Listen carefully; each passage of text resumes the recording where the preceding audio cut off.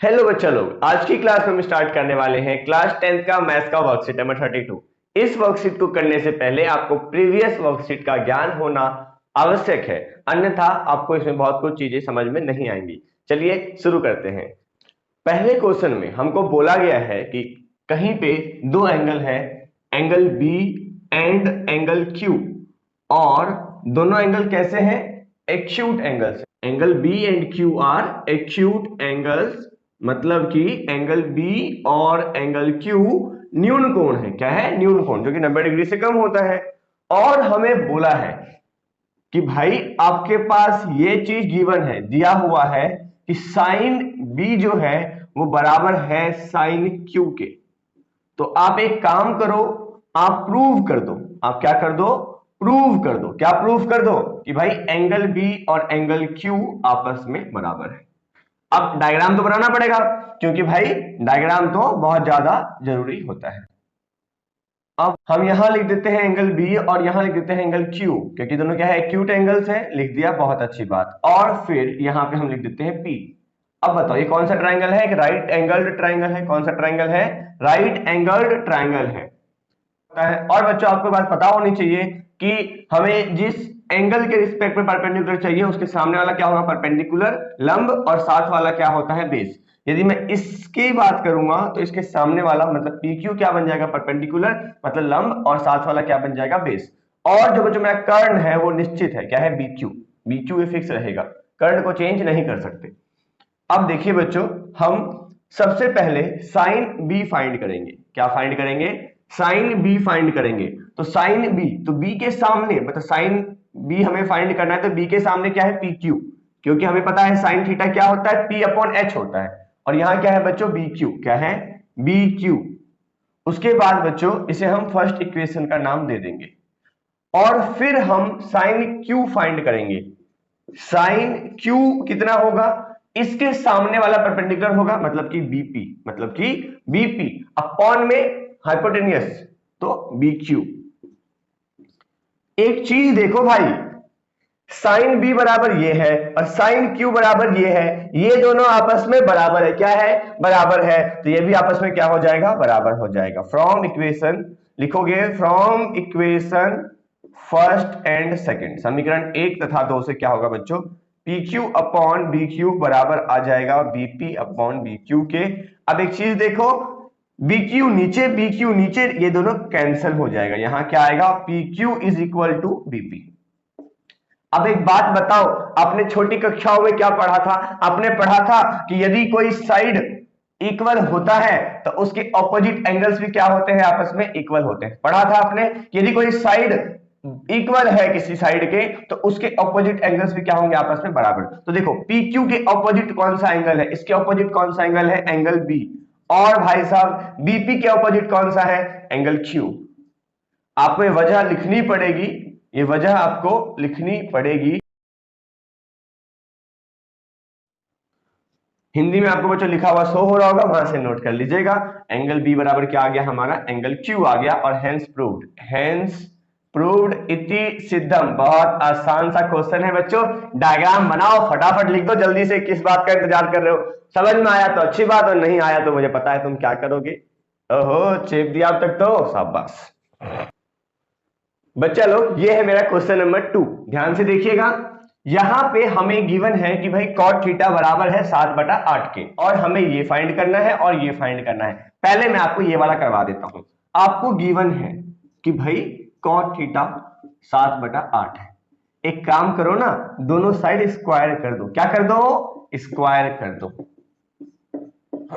ये क्या आ जाएगा? cot square theta is equal to 49 upon में 64।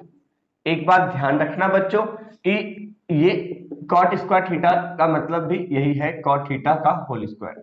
ठीक, ऐसा मत करना यहां भी लाके स्क्वायर लगा दिया, ऐसा मत करना। ठीक बच्चों, ये स्क्वायर लगा हुआ है, इसका मतलब क्या है? cot square theta. थीटा पे स्क्वायर नहीं लगा, इसका मतलब ये सोचना कि थीटा पे भी स्क्वायर लगा दिया, ऐसा कुछ मत सोचना। ये पार्ट करने से पहले बच्चों मैं आपको बता दूं कि यहां पे इसे किसी और तरीके से करना है इस वर्कशीट के हिसाब से, क्योंकि अभी तक आपने एक आइडेंटिटी नहीं सीखी। कौन सी आइडेंटिटी?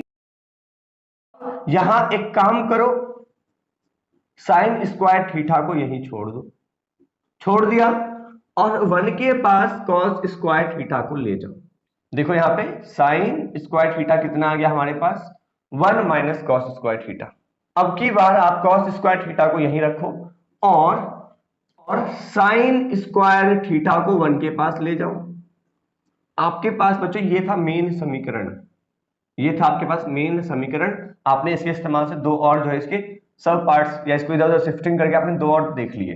अब देखो इसी का इस्तेमाल हम करेंगे इस क्वेश्चन में। वैसे तो हमें यह भी सिखाया नहीं गया है, शायद से अगले वर्कशीट में सिखाएंगे, परंतु फिर भी हम इसी तरीके का इस्तेमाल करेंगे। देखो कैसे करेंगे, यहां एक बात ध्यान से देखो, 1 plus sine theta into 1 minus sine theta. इसको देख के आपको किसकी याद आती है, किसकी याद आती है बताओ ना, ए प्लस बी की और ए माइनस बी की। आपको याद होगा बच्चों की ए plus B into A minus B क्या होता था, ए स्क्वायर माइनस बी स्क्वायर। बहुत अच्छी बात। हाँ जी, अब हम क्या करेंगे, इसको लिखेंगे कि 1 का स्क्वायर तो 1 होगा minus sine square theta upon में 1 माइनस कॉस स्क्वायर थीटा।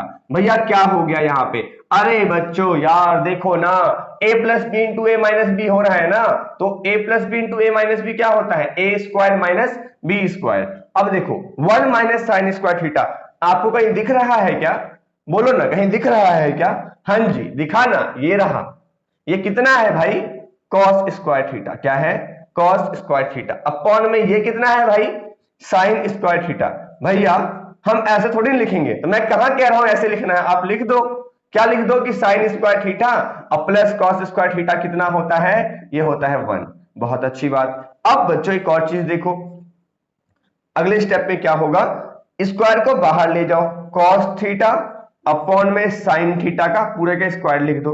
कोई दिक्कत वाली बात थोड़ी ना है, अरे स्क्वायर को साइड ले गए ऐसे लिख दिया, ठीक। अब क्या होगा, हम देखेंगे cos theta upon sine theta तो कुछ और ही होता है। क्या होता है, cot थीटा होता है। इसका स्क्वायर कर दो तो cot थीटा कितना दे रखा था, 7/8।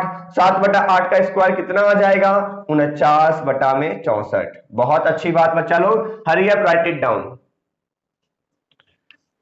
अगला है बच्चों तीसरा क्वेश्चन। तीसरे क्वेश्चन में बोला है कि कोई ट्राइंगल है, ACB ट्राइंगल है, ACB। राइट एंगल कहां पे है बच्चों, एंगल C पे है। और हमें क्या बोला गया है, हमें यह भी बोला गया है कि जो हमारा AB साइड है वो 29 यूनिट्स है, 29 यूनिट्स है। और जो हमारा BC साइड है वो कितना है, 21 यूनिट्स है। कितना है, 21 यूनिट्स है। और हमें यहां पे क्या फाइंड करना है बच्चों, चीजें फाइंड करनी है।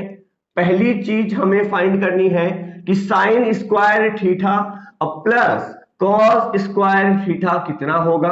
और दूसरी चीज हमें फाइंड करनी है बच्चों कि साइन स्क्वायर थीटा और माइनस कॉस स्क्वायर थीटा कितना होगा। एक बात बच्चों मैं आपको बता दूं कि यहां पे इसका आंसर एक ही आएगा, क्योंकि हमें पता है कि sine square theta plus cos square theta क्या होता है, 1। बट हम ऐसे नहीं कर सकते, हमें इसे प्रॉपर्ली सॉल्व करना पड़ेगा। तो पहली बात इसको देखो, यहां किसकी कमी लग रही है, बोलो बोलो बोलो, अरे वाह समझ में आ गई आपकी बात, AC की कमी लग रही है। हम याद करेंगे पाइथागोरस जी को, AB square is equal to AC square plus BC square, Pythagoras theorem से हमने लिख दिया। AB कितना है 29, 29 का square is equal to AC कितना भाई नहीं पता, कोई बात नहीं, ऐसे कैसे छोड़ दो। BC कितना 21, 21 का स्क्वायर कर दो, 29 का स्क्वायर 9 का स्क्वायर 81, एक carry 8 9 18 36 4 8 41 is equal to AC square plus में 21 का स्क्वायर कितना 441, इधर शिफ्टिंग कर दो 841 माइनस 441 कितना आ गया, AC का स्क्वायर ये आ गया 400 के बराबर बच्चों। AC स्क्वायर कितना आ गया 400। अगले स्टेप में क्या करो, अंडर रूट का 400 कर दो और बाहर निकाल के क्या लिख दो बच्चों, 20 यूनिट्स। कितना 20 यूनिट्स, कितना है बच्चों ये 20 यूनिट्स। आप अपने बुक में, आप अपने कॉपी में बच्चों आगे कंटिन्यू करना है। इसको कैसे करेंगे देखो, आप निकालो पहले साइन थीटा और फिर निकालो आप कॉस थीटा।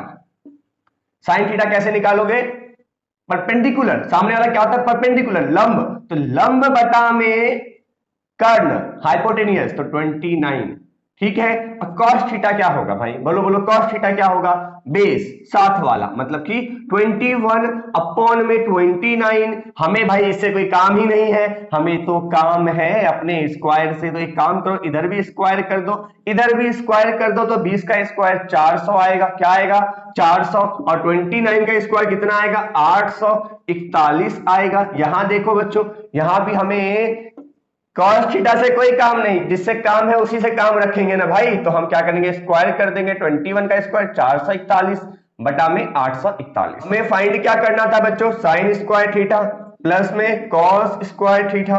एक काम करो, वैल्यू रखो 400 बटा में 841 प्लस में 441 बटा में 841। बहुत अच्छी बात। अगले स्टेप में बच्चों एलसीएम ले लो, 841 का तो 841 आ जाएगा, और एक बार में 400, 400 प्लस में 441 कितना आ गया बच्चों 841 बटा में 841, एक इसका आंसर आ गया। बहुत अच्छी बात बच्चों। अब हमें सेकेंड पार्ट में क्या फाइंड करना है, sine square theta minus cos square theta find करना है। आप यहां तक लिख लेना, उसके बाद बच्चों इसको इसके जस्ट नीचे आप एक और चीज कर देना, क्या चीज, साइन चेंज कर दो, माइनस लगा दो, माइनस लगा दो।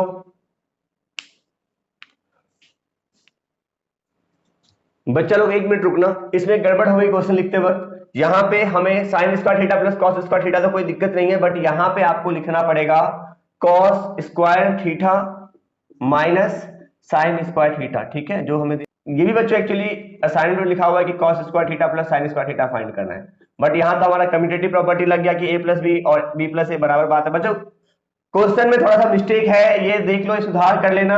cos square theta plus sine square theta है और cos square theta minus sine square theta है। तो देखो हमारे प्रीवियस उस पर कोई फर्क नहीं पड़ेगा, बस हमें यहाँ पे चेंज करना पड़ेगा। क्या चेंज करेंगे हम, cos square theta minus sine square theta.